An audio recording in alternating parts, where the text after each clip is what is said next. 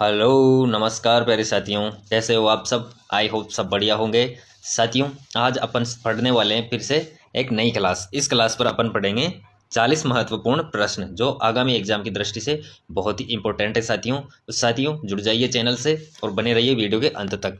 साथियों, इस क्लास पर अपन पढ़ रहे हैं अपनी क्लास का यहाँ पर पहला क्वेश्चन है कि लंपी डिजीज के कारण स्वास्थ्य समस्या हुई।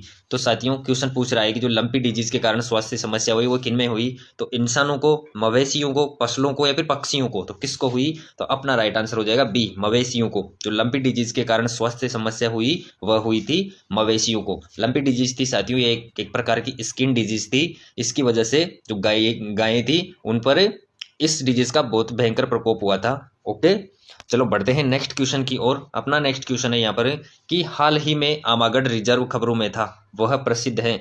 तो हाल ही में जो आमागढ़ रिजर्व खबरों में रहा उसका मुख्य कारण क्या था?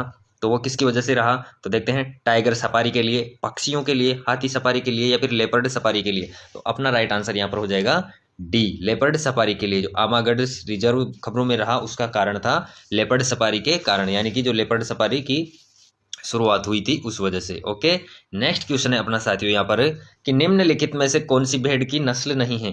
तो क्वेश्चन पूछ रहा है कि इनमें से चारों ऑप्शन में जो दी गई है उनमें से कौन सी भेड़ की नस्ल नहीं है। तो राठी, चोखला, नाली या फिर पूगल। तो कौन सी नहीं है? तो अपना राइट आंसर यहाँ पर हो जाएगा ए, राठी। जो राठी नस्ल है वो किसकी नहीं है? भेड़ की नस्ल न होकर राठी जो नस्ल है, राठी है गाय की नस्ल। ओके साथियों, याद रहेगा आपको। आते हैं नेक्स्ट क्वेश्चन पर। नेक्स्ट प्रश्न है अपना यहाँ पर कि 84 कम्बू की छतरी कहाँ स्थित है। तो साथियों, 84 कम्बू की छतरी है वो कहाँ पर स्थित है? तो करौली, जैसलमेर, सिवाना या फिर बूंदी। तो 84 कम्बू की छतरी स्थित है साथियों आपके बूंदी में। कहाँ पर? बूंदी में। यह 84 कम्बू से निर्मित है साथियों। इसका निर्माण करवाया था, वह करवाया था अनिरुद्ध ने। किसने? अनिरुद्ध ने करवाया था। जो बूंदी का देवपुरा गांव है उस पर यह बनी हुई है साथियों। बहुत सी बार 84 कम्बू की छतरी कहाँ है ऐसे प्रश्न पूछेगा, परंतु बूंदी न होकर वहां पर आपको ऑप्शन में देवपुरा गांव भी देखने को मिल सकता है। इस वजह से कंफ्यूज नहीं होना, बूंदी देवपुरा गांव में बनी हुई है। ओके, आते हैं अपने नेक्स्ट क्वेश्चन पर। नेक्स्ट क्वेश्चन वो है अपना यहाँ पर कि पिछवाई चित्रण किस चित्रकला शैली से संबंधित है। तो जो पिछवाई चित्रण है तो किस चित्रकला शैली से संबंधित है साथियों? तो देखते हैं, नाथ द्वारा शैली, किशनगढ़ शैली, अलवर शैली या फिर बूंदी शैली। तो कौन सी शैली से संबंधित है पिछवाई चित्रण? तो पिछवाई चित्रण नाथ द्वारा शैली से संबंधित है। ए अपना राइट आंसर यहाँ पर हो जाएगा, नाथ द्वारा शैली। ओके बच्चों, साथियों क्वेश्चंस बहुत अच्छे हैं, पिछले एग्जामों में भी पूछे गए क्वेश्चन हैं और आने वाले एग्जामों में भी पूरी संभावना रहती है। तो क्वेश्चंस को अच्छे से पढ़ते हुए दिमाग में बिठा लो और साथियों कमेंट्स में आंसर किया करो। ओके, चलो आते हैं नेक्स्ट क्वेश्चन पर। मारवाड़ के राठौड़ राजवंश का संस्थापक कौन था? तो मारवाड़ के जो राठौड़ थे उनका राजवंश का संस्थापक था वो कौन था, यानी कि जो राठौड़ राजवंश की स्थापना की वो किसने की? तो देखते हैं, राव सिहा, राव जोधा, राव चूड़ा, राव रणमल। तो अपना राइट आंसर क्या होगा बच्चों? यहाँ पर फटाफट से कॉमेंट्स करके बता दो। जो अपना राइट आंसर हो जाएगा राव सिहा, की जो मारवाड़ के राठौड़ राजवंश था उसकी स्थापना की थी राव सिहा ने। ओके बच्चों, आते हैं नेक्स्ट क्वेश्चन पर। नेक्स्ट क्वेश्चन है अपना कि राजस्थान में प्रसिद्ध सोने चांदी की हवेली कहाँ स्थित है। तो बताओ साथियों कि राजस्थान में जो प्रसिद्ध सोने और चांदी की जो हवेली है कहाँ पर स्थित है। तो लक्ष्मणगढ़ सीकर, पोखरण जैसलमेर, बिसाऊ झुंझुनू या फिर महनसर झुंझुनू। तो अपना राइट आंसर क्या होगा यहाँ पर? अपना राइट आंसर हो जाएगा कि जो राजस्थान की प्रसिद्ध सोने चांदी की हवेली है वह स्थित है महनसर झुंझुनू में। डी अपना राइट आंसर यहाँ पर हो जाएगा। ओके बच्चों, नेक्स्ट क्वेश्चन है कि राजस्थान में पंचवर्षीय योजनाओं की शुरुआत कब हुई। तो राजस्थान में जो पंचवर्षीय योजना प्रारंभ हुई दोस्तों उसकी शुरुआत राजस्थान में कब से हुई। तो 1951-52, 1955-56, 1991-92 या फिर 1966-67। तो अपना राइट आंसर क्या होगा? अपना राइट आंसर हो जाएगा ए, 1951-52 में राजस्थान में पहली बार पंचवर्षीय योजनाओं की शुरुआत हुई। ओके, चलो आते हैं अपन नेक्स्ट क्वेश्चन में। नेक्स्ट क्वेश्चन है, निम्नलिखित में से राजस्थान में कौन सी जल संरक्षण की परंपरागत विधि नहीं है, यानी कि जो नेचुरल विधि नहीं है। तो देखते हैं, नाली, नाडी, टीबा या फिर जोहड़। तो अपना राइट आंसर कौन सा होगा बच्चों? बताओ फटाफट से, अपना राइट आंसर कौन सा होगा? यह क्वेश्चन का आंसर मैं आपके लिए छोड़ रहा हूँ साथियों। इस क्वेश्चन का आंसर आपको करना है कि देखता हूँ कि कितने स्टूडेंट ऐसे हैं मेरे जो इस क्वेश्चन का आंसर कर पाते हैं। ओके, चलो आते हैं नेक्स्ट क्वेश्चन पर। नेक्स्ट क्वेश्चन है मेरा यहाँ पर, निम्नलिखित में से किस लोक देवताओं को ऊँटों का देवता माना जाता है? तो कौन से लोक देवता है जिसे ऊँटों के देवता माना जाता है? तो पाबू जी, गोगा जी, हरबू जी या फिर तेजा जी। तो अपना राइट आंसर क्या हो जाएगा यहाँ पर? अपना राइट आंसर हो जाएगा ए, पाबू जी। जो पाबू जी हैं उनको लोक देवताओं के रूप में ऊँटों को देवता मानते हैं। ओके साथियों, जितने भी विद्यार्थी चैनल से नए जुड़ रहे हैं वो चैनल को सब्सक्राइब कर लो ताकि आने वाली क्लास आपको मिल सके। ओके, और जिन विद्यार्थियों को सब्जेक्ट वाइज क्लास चाहिए वो प्ले लिस्ट में जाकर देख सकता है। अगला क्वेश्चन है अपना कि राजस्थान में प्रथम पर्यटन नीति किस वर्ष घोषित की गई? तो राजस्थान में प्रथम पर्यटन नीति है वो कब घोषित की गई? तो 2000 में, 2001, 2002, 2003। तो कब की गई? तो राजस्थान में प्रथम पर्यटन नीति लागू की गई, वह की गई 2001 में। कब की गई? 2001 में। ओके साथियों, आते हैं अपने नेक्स्ट क्वेश्चन पर। नेक्स्ट क्वेश्चन पूछ रहा है यहाँ से अपन से कि निम्नलिखित में से किस बोली पर गुजराती भाषा का स्पष्ट प्रभाव है? तो बताओ साथियों कि कौन सी बोली है जिस पर गुजराती भाषा का स्पष्ट प्रभाव देखने को मिलता है? तो मालवी, वागड़ी, मेवाती या फिर हाडोती। तो अपना राइट आंसर क्या होगा यहाँ पर? अपना राइट आंसर हो जाएगा वह है वागड़ी। जो वागड़ी बोली है इस पर गुजराती भाषा का सीधा प्रभाव देखने को मिलता है, यानी कि उससे मिलती जुलती बोली है साथियों। नेक्स्ट क्वेश्चन है अपना यहाँ पर कि वृहद कथा कोश के लेखक कौन थे? तो वृहद कथा कोश हैं उसके लेखक कौन थे? तो देखते हैं हरिभद्र, हरिसेन, राजशेखर या फिर चंद्रशेखर। तो अपना राइट आंसर होगा बच्चों यहाँ पर कि वृहद कथा कोश के लेखक हैं वह हैं हरिसेन। कौन है? हरिसेन। तो अपना राइट आंसर हो जाएगा यहाँ पर बी कि वृहद कथा कोश के लेखक हैं वह हैं हरिसेन। आते हैं नेक्स्ट क्वेश्चन पर। नेक्स्ट क्वेश्चन है अपना कि राजस्थान के कितने जिले पाकिस्तान की सीमा के सहारे स्थित है? तो बताओ साथियों कि राजस्थान के कितने जिले ऐसे हैं जो पाकिस्तान की सीमा के सहारे स्थित है, यानी कि जो राजस्थान है उसके कितने जिले हैं जो पाकिस्तान के साथ अपनी सीमा साझा करते हैं, इंटरनेशनल बॉर्डर बनाते हैं? तो अपना राइट आंसर हो जाएगा साथियों यहाँ पर ए, 4 जिले।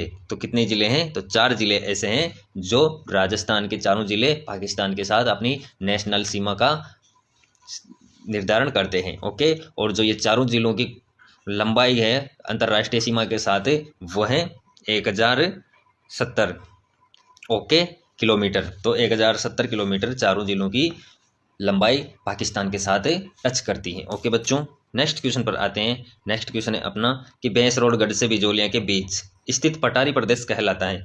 तो कहाँ से कहाँ तक है? भैंसरोडगढ़ से बिजोलिया के बीच का जो पठारी क्षेत्र है साथियों, इस पठारी क्षेत्र को, प्रदेश को क्या कहते हैं? तो छप्पन, ऊपरमाल, कांठल या फिर टीबा। तो अपना राइट आंसर हो जाएगा ऊपरमाल, बी अपना राइट आंसर इसका हो जाएगा। क्या कहते हैं? ऊपरमाल कहते हैं। नेक्स्ट क्वेश्चन है साथियों कि बड़ला सोलर पार्क स्थित है। तो बड़ला सोलर पार्क है वो कहाँ पर स्थित है? तो जयपुर में, जोधपुर में, जैसलमेर में या फिर बाड़मेर में। तो कहाँ स्थित है? तो बड़ला सोलर पार्क स्थित है वो है अपने जोधपुर में। ओके, याद रहेगा साथियों। आते हैं नेक्स्ट क्वेश्चन पर। नेक्स्ट क्वेश्चन है अपना कि मारवाड़ राज्य में किस प्रकार के सामंतों को रेक, हुक्मनामा और चाकरी से 3 पीढ़ियों के लिए मुक्त किया जाता था?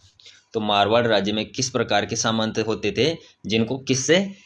केर, हुक्मनामा और चाकरी, इन तीनों से 3 पीढ़ियों के लिए मुक्त किया जाता था। इन तीनों को तो किसके लिए, कौन के लिए किया जाता था? देखते हैं, राजवी, कुप्पावत या फिर सरदार या फिर राणावत। तो अपना राइट आंसर हो जाएगा राजवी, ए अपना राइट आंसर यहाँ पर हो जाएगा। ओके साथियों, नेक्स्ट क्वेश्चन है अपना यहाँ पर वह है कि राजस्थान में शीतकालीन वर्षा उन चक्रवातों के परिणाम स्वरूप होती है जो में उत्पन्न होते हैं। तो साथियों जो राजस्थान में शीत वर्षा होती है यानी कि माउंट होती है, वो किन चक्रवातों के परिणाम स्वरूप होती है? तो काला सागर, लाल सागर, अरब सागर या फिर भूमध्य सागर। तो अपना राइट आंसर क्या होगा साथियों? अपना राइट आंसर हो जाएगा डी, भूमध्य सागर। ओके, कि राजस्थान में जो शीतकालीन वर्षा होती है वह भूमध्य सागर चक्रवातों के परिणाम स्वरूप होती है। ओके, आते हैं अपने नेक्स्ट क्वेश्चन पर। नेक्स्ट क्वेश्चन है साथियों कि निम्नलिखित मारवाड़ के शासकों में से किसे मारवाड़ का महाराणा प्रताप भी कहा जाता है? तो क्वेश्चन पूछ रहा है कि मारवाड़ का कौन सा शासक है ऐसा जिसको मारवाड़ का क्या कहा जाता है? महाराणा प्रताप। तो मारवाड़ का महाराणा प्रताप की उपाधि है वो किसको है? तो देखते हैं, राव चंद्रसेन, राव मालदेव, राव जोधा या फिर राव उदय सिंह। तो किसको है? तो अपना राइट आंसर हो जाएगा ए, राव चंद्रसेन। जो राव चंद्रसेन है मारवाड़ के, उनको मारवाड़ का महाराणा प्रताप की उपाधि दी गई थी साथियों। ओके, यानी कि जैसे महाराणा प्रताप ने मेवाड़ के लिए संघर्ष किया था, वैसे ही मारवाड़ के जो महाराणा प्रताप की तरह ही राव चंद्रसेन ने भी मारवाड़ के लिए संघर्ष किया था, इसलिए मारवाड़ का महाराणा प्रताप की संज्ञा इनको दी गई थी, राव चंद्रसेन को। ओके बच्चों, नेक्स्ट क्वेश्चन है अपना कि उदयपुर में राजस्थान महिला परिषद की स्थापना की थी, तो किसने की थी? तो जो जयपुर में राजस्थान महिला परिषद है उसकी स्थापना की गई, वो किसके द्वारा की गई या फिर किसने की थी? तो कोकिला देवी, सुशीला त्रिपाठी, कमला स्वाधीन या फिर शांता त्रिवेदी। तो अपना राइट आंसर क्या होगा? अपना राइट आंसर हो जाएगा डी, शांता त्रिवेदी। तो शांता त्रिवेदी थी, उन्होंने उदयपुर में राजस्थान महिला परिषद की स्थापना की थी। ओके बच्चों, नेक्स्ट क्वेश्चन है अपना तारकसी का संबंध है, तो तारकसी है साथियों, उसका किससे संबंध है? तो देखते हैं, नाथद्वारा से, जोधपुर, जयपुर या फिर बीकानेर। तो तारकसी का संबंध है साथियों वो है आपके नाथद्वारा से। कहाँ से? नाथद्वारा से। ओके, नेक्स्ट क्वेश्चन है कि हमेल शरीर के किस अंग में पहना जाने वाला आभूषण है? तो हमेल है वो शरीर के कौन से अंग पर धारण किया जाता है या पहना जाता है? तो हाथों में, पैरों में, गले में या फिर कमर में। तो कहाँ पर पहना जाता है? तो हमेल पहना जाता है आपके गले में। जो हमेल नामक का आभूषण होता है वह शरीर के गले वाले भाग में पहना जाता है। नेक्स्ट क्वेश्चन पर आते हैं अपन। नेक्स्ट क्वेश्चन है साथियों यहाँ पर कि काजरी अवस्थित है, तो काजरी कहाँ पर स्थित है? तो जैसलमेर में, जोधपुर में, जालोर में या फिर बाड़मेर में। तो कहाँ पर स्थित है? तो काजरी अवस्थित है साथियों आपके जोधपुर में। बी अपना राइट आंसर हो जाएगा कि काजरी अवस्थित है, वो अवस्थित है जोधपुर के अंदर। नेक्स्ट क्वेश्चन है अपना कि एक जैसे 9 महल किस किले में बने हुए हैं? तो एक जैसे 9 महल कौन सा किला है जिस पर बने हुए हैं? तो साथियों वह बने हुए अपने कहाँ पर? नाहरगढ़ में। कहाँ पर बने हुए हैं? नाहरगढ़ में। एक जैसे 9 महल बने हुए हैं, वो बने हुए हैं नाहरगढ़ के अंदर। नाहरगढ़ है साथियों, यह है जयपुर में। कहाँ पर? जयपुर में। तो राजा ने अपनी 9 रानियों के लिए एक जैसे ही, एक ही समान के 9 महलों का निर्माण करवाया था। ओके, आते हैं नेक्स्ट क्वेश्चन पर। नेक्स्ट क्वेश्चन है यहाँ पर कि राजस्थान के किस क्षेत्र के पंडारी मोदक प्रसिद्ध हैं? तो साथियों राजस्थान का कौन सा क्षेत्र है जिसके पंडारी मोदक प्रसिद्ध है? तो जोधपुर, नाथद्वारा, सीकर या फिर बीकानेर। तो अपना राइट आंसर क्या होगा यहाँ पर? अपना राइट आंसर हो जाएगा साथियों बीकानेर। डी अपना राइट आंसर हो जाएगा। जो बीकानेर है वहाँ के पंडारी मोदक बहुत प्रसिद्ध हैं। नेक्स्ट क्वेश्चन है साथियों वो है रणकपुर के जैन मंदिर का शिल्पी कौन था? तो बताओ रणकपुर के जैन मंदिर है उनका शिल्पी कौन था? तो मंडन, दीपा, वास्तुपाल या फिर नापा। तो रणकपुर के जैन मंदिर का शिल्पी था वह था दीपा। कौन था? दीपा। बी अपना राइट आंसर यहाँ पर हो जाएगा। ओके बच्चों, साथियों एग्जाम के लिए जितना समय आपको मिला है उसमें अच्छे से तैयारी करो और आप सफल हो जाओ साथियों, क्योंकि जितना समय तुम जिस चीज़ को देते हो उतना ही वो आपके करीब होती चली जाती है। तो इस टाइम आपका जो वो लक्ष्य है, जो समय मिला है वो तैयारी के लिए मिला है, तो इसका सही प्रयोग करो साथियों और अच्छे से तैयारी में जुट जाओ। ओके, अगला क्वेश्चन है अपना कि रावण हत्ता किसका मुख्य वाद्य यंत्र है? तो रावण हत्ता होता है उसका वो किनका है जो मुख्य वाद्य यंत्र है, कौन सी जाति का? तो भील, कालबेलिया, मिरासी या फिर भोपा। तो अपना राइट आंसर क्या होगा? भोपा। डी अपना राइट आंसर हो जाएगा कि जो रावण हत्ता है वो भोपाओं का मुख्य वाद्य यंत्र है। ओके साथियों, चलो बढ़ते हैं अगले क्वेश्चन पर। अगला क्वेश्चन है यहाँ पर कि निम्न में से कौन सा आभूषण गले में पहना नहीं जाता? तो कौन सा आभूषण है जो गले में नहीं पहना जाता? तो तुलसी, तिमनिया, सरी या फिर रखड़ी। तो अपना राइट आंसर क्या होगा?